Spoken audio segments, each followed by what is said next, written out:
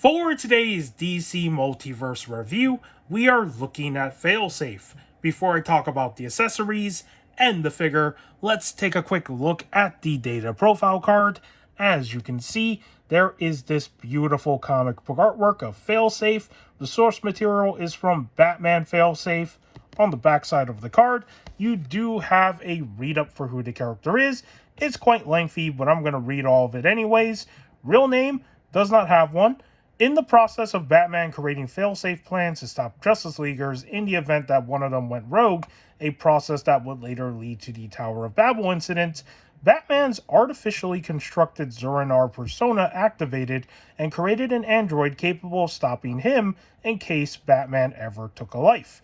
Zur-En-Arrh created Failsafe using technology from various cybernetic villains previously faced by the Justice League, including Amazo. Failsafe remained dormant in the Batcave for years until the Penguin faked his own death and framed Batman for homicide. While there were provisions in its programming for Batman being framed, unfortunately they needed to be activated by the late Alfred Pennyworth.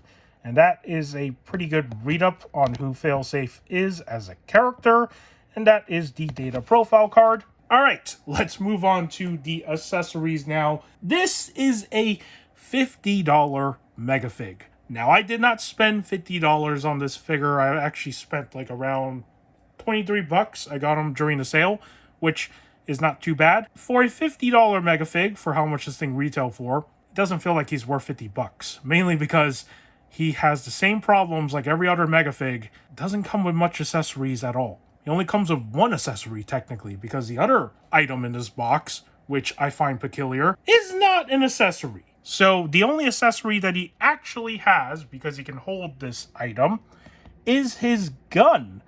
And the sculpt work of this gun is very nice looking. They did a pretty good job with the sculpt here and the details, right? Even this part right here where it's painted red. It would have been cool if the barrel inside was also painted red as well, but they did not do that. But if you are a customizer, you could probably paint that to make it look better. But overall, this is a very nicely sculpted gun. Don't know what it does in the story, but he can hold it because he does have trigger finger hands for his left arm. So I will show what this looks like later in the video. So this is technically the only accessory he has. For the other item, it is not an accessory in my opinion. It's a display base. I have never seen a Megafig come with a display base. It is such a weird choice. I get why they did it, because if you look at the details of this display base, it looks like he broke out of whatever system lock he was in, right? It kind of has those vibes. But if you look closely at this base, you can tell that this is the same exact display base that came with a 2-pack they released a long time ago. It is the Booster Gold Blue Beetle 2-pack. You may be wondering, what is this for? This is not for his gun. It is for Booster Gold's drone accessory. That's where the drone would have been placed into on this base. I don't know why they included this. It's such an interesting choice. I'm not complaining. I mean, that's cool that we got a display base, but they could have included a few more accessories for this guy to make him worth $50 if you can justify it. Honestly, the size of this figure is not even like mega fig, right? You can tell that the figure is reusing elements of the Joker bot Build-A-Figure mold in some form, right? If you do need this figure for your collection, I recommend getting him on a sale. There has been constant sales on Amazon for this figure going on right now with the coupon prices. That is everything I have to say about the contents that are in this box. Of course, he does come with the default DC figure stand as well, which you already know what that looks like. So let's move on to the aesthetics of this figure now. Before I talk about the sculpt work of this figure, I want to go back to the point I made earlier when I said that this figure is reusing elements of the Jokerbot bath. And as you can see, the arms and the legs are completely reused, but there is a slight bit of retooling with the arms and a mix of new sculpted areas on this figure.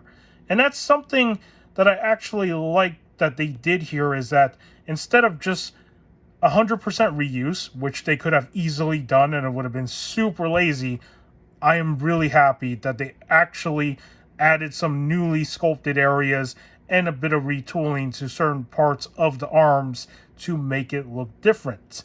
Now, the only downside is that the legs themselves are exactly the same. There is no retooling down here to make it different from how it looks like on the JokerBot figure. But with everything else on this figure, with the way that it's sculpted, I'm okay with the legs looking the way they are, just being complete reuse. But I know some people are not going to like that. But that's something that I do want to clarify. This is not a brand new mold entirely. It's like half of it is new, and then the other half is like reuse and some retooling. Let's just put it that way. So there is the clarification. And now let's talk about the sculpt details. And I want to start with the arms. So on the JokerBot figure, this side of the arm was the cannon arm, or the gun arm. Let me actually just show what that looks like. So this is the arm that is on the JokerBot figure. And as you can see, it is literally just a giant gun. The Failsafe figure here, they retooled it to make it into a blade arm, which I like. And also, it's not like just a regular blade arm. You got like all these spiky parts coming out, literally looking like a lot of scrap metal, just like forming a weapon, which is very similar to like Ultron's first appearance when he had like his non-perfect body, where it's just made out of like scrap. It kind of reminds me a little bit of that with the way that the blade arm here looks. Failsafe does have a fist hand on this arm, which the JokerBot figure did not have. And for a elongated arm, it does remind me a little bit of that New 52 Cyborg Superman figure with that long arm, but not, you know, as long as that arm in terms of its length. So the retooling here actually works. It's not too bad. And also the paint work here is pretty cool. There's like this sort of fading that they added to the black parts of the paint here to make it look like the metal is like rusting of some kind, I guess. And then on this side, it is also retooled. So this gauntlet here is not the same on JokerBot. Let me just show what the arm for JokerBot looks like on the other side, just to give you a sense of what that looks like. Hopefully my camera focuses. You can see that there are like 3 blades, and the sculpt work is like completely different. And then on this one, it's like scrap metal just combined together, and then there's like 2 blades instead of 3. So the retooling is actually pretty solid in my opinion. They changed it enough to make it look different, but the base arm itself is still the same. The retooling is good enough for what it is.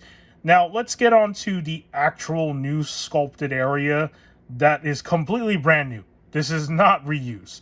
This entire torso up here, all the way to the head sculpt and the shoulders, that's all new sculpt. So as you can see, the details right here for the front part of his torso, the entirety of it, I just love all those details.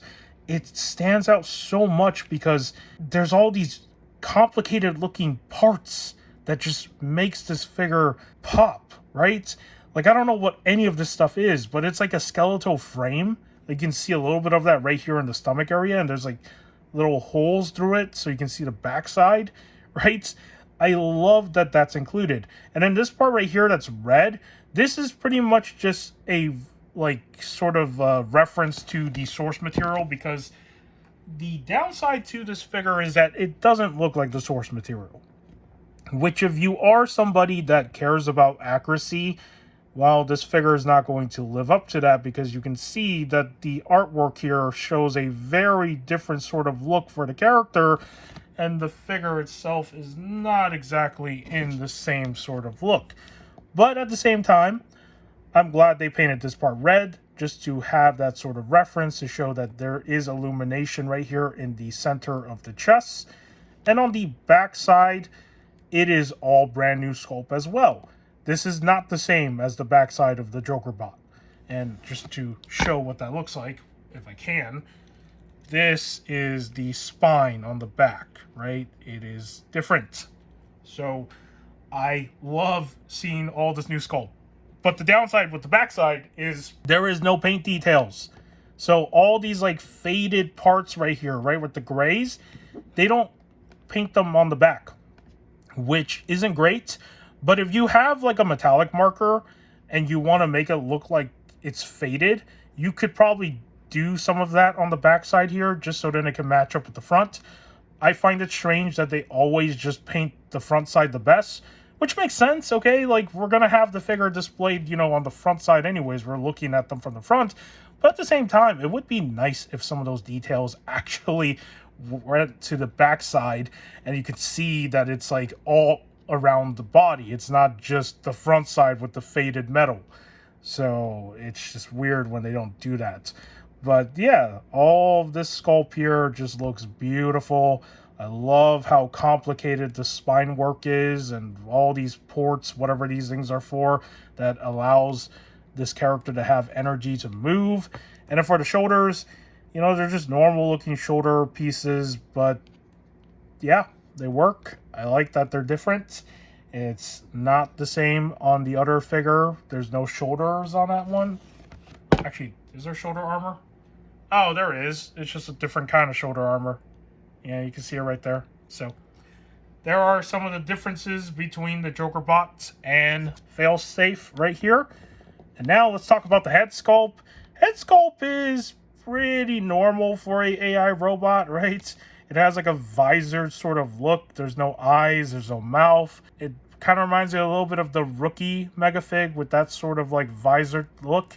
And then on the side, there is some details right there, right? Even the neck has sculpted details, and there is some fading up here with the way that's painted, so that's cool. And I'm going to turn the head all around so you can see the back part here. This, I believe, might just be like the thing that he can plug a cord into the back of his head so he can download like the memory and files from a computer. That's probably what that's for. And that is pretty much the head sculpt. Not bad at all. And for the waist here, it is a different waist piece entirely. It's all new sculpt. I thought they were going to reuse this waist piece right here, as you can see with JokerBot, but surprisingly, they did not.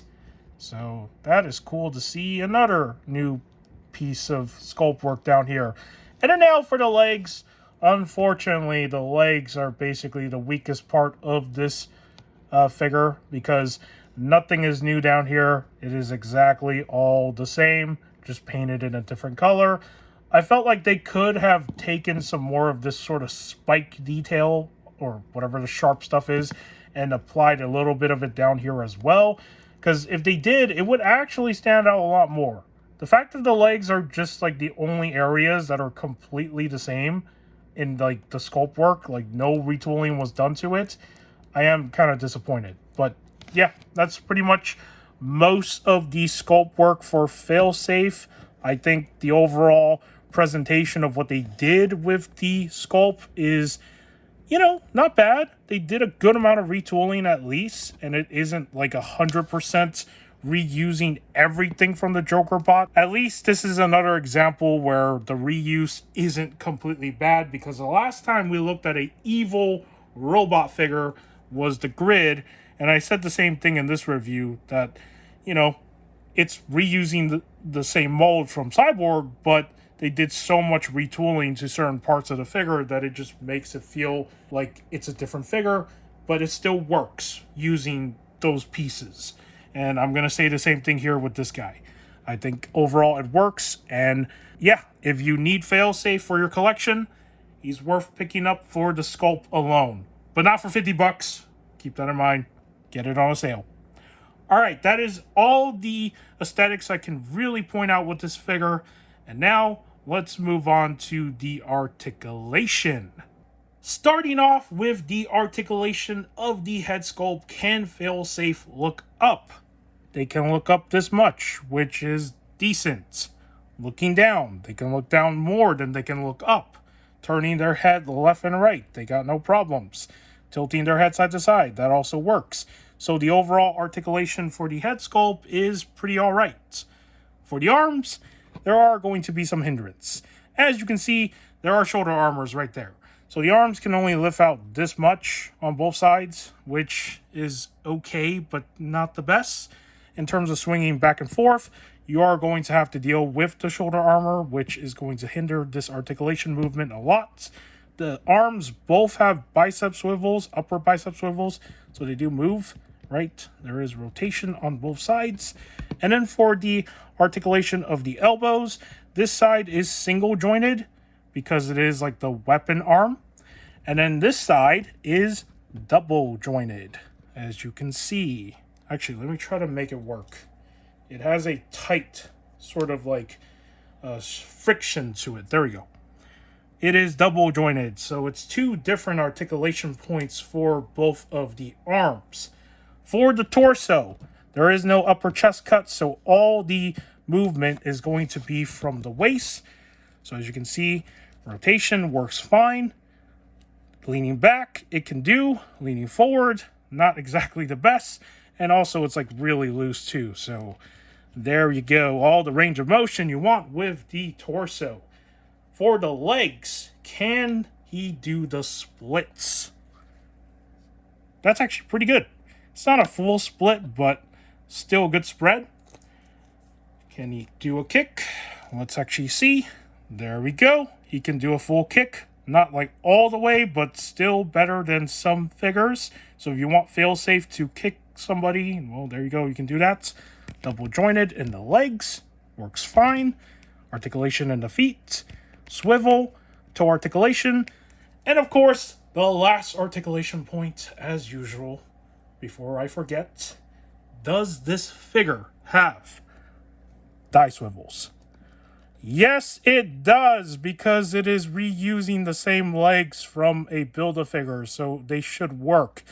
I am happy the thigh swivels are actually moving, and they're not frozen shut. There we go.